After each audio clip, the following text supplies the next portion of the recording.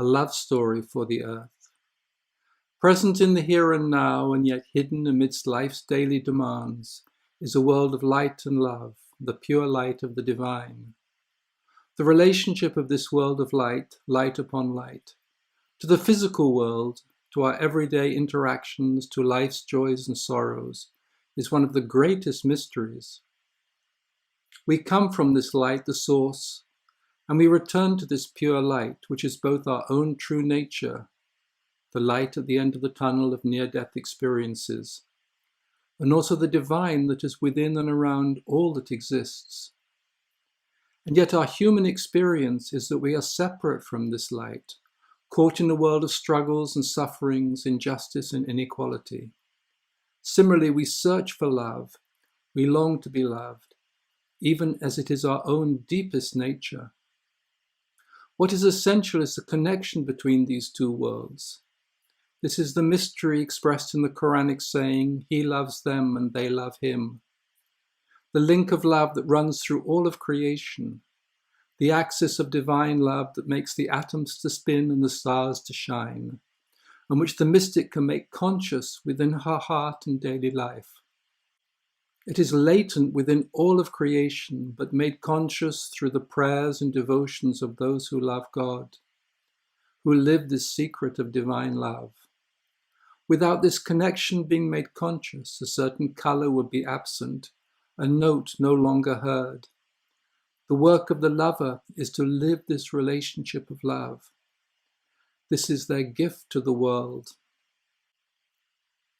An echo of this love can be found in the bond between parent and child, a substance that can sustain and nourish for a lifetime, give a deep sense of belonging. It is present when lovers touch with their hearts as well as their bodies, when, for instance, souls meet. And it is all around us in simple acts of love and kindness for each other, for strangers, for the earth. But the relationship of divine love direct to the source has a purity beyond our understanding, even as it reaches every cell in the body and transforms the soul. It belongs to the very mystery of creation. And part of the secret of this axis of love is how it connects to the spiritual body of the earth. That the earth as a spiritual body was long known to our ancestors, who mapped its energy structure with ley lines, dragon lines in the east, and where they met, built stone circles, temples, and later cathedrals upon these nodes of power. Sacred geometry, music, rituals, chants, prayers, and practices kept the worlds aligned, as above, so below, so that the energy flowed and a certain spiritual nourishment was present in creation.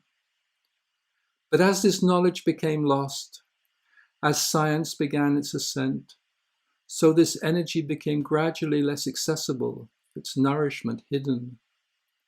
As the world became cut off from its source, materialism gained its grip on our collective consciousness. Gradually, over centuries, the earth's magic and spiritual meaning began to recede, until it became just held in the memory of knowledge keepers of indigenous peoples and certain spiritual traditions. And now, when so much has been lost and forgotten, love remains. The link of love that runs through creation, that connects the world of light to the world of matter, keeps alive the spiritual nature of the earth and its possibility for evolution. Without this link of love, the light, the spark needed for transformation would be inaccessible. The earth would slowly revert to earlier eras, before its magic became alive, before the names of creation were known. This is the moment of our present civilization, which is why we stand at a door never before opened. What would it mean for this spark to be lost, for this link of love to become damaged, even broken? What would it mean if this energy were to withdraw, leaving us alone with our thoughts and desires, with the images on our smartphones, without this love being present, this song of love being heard, And so the work, the joy of those who belong to love, is to live this link within the heart, to keep it alive with their prayers and their practices, with the song of their soul and their daily remembrance.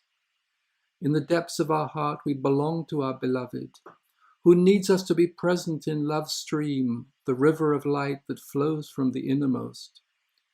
We help the world remember its divine nature and how the soil, the seeds, the rivers, and the stars all carry this message of love. In all its diverse forms, in all its different ways of being and breathing, the living earth is a celebration of love, alive all around us and deep within our own heart. And now it is calling out to us, crying to us to remember its sacred nature. This love story is the deepest belonging of our soul and the soul of the world, which we cannot afford to forget. A Love Story for the Earth is the final chapter in a handbook for survivalists, available as a free PDF at goldensufi.org.